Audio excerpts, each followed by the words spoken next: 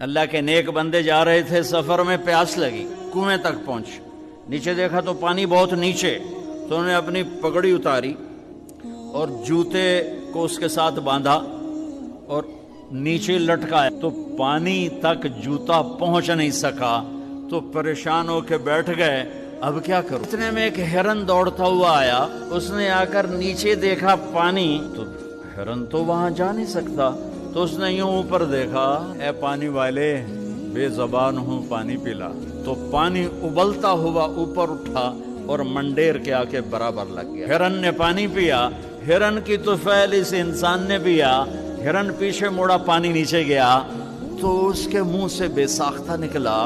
کہ میں انسان، میرے لیے تو پانی اوپر نہیں آیا اور یہ جانور کے لیے اوپر آیا۔ غیب سے آواز آئی، تو رسی کا سہارا ڈھونڈتا رہا، اس نے مجھے پکارا۔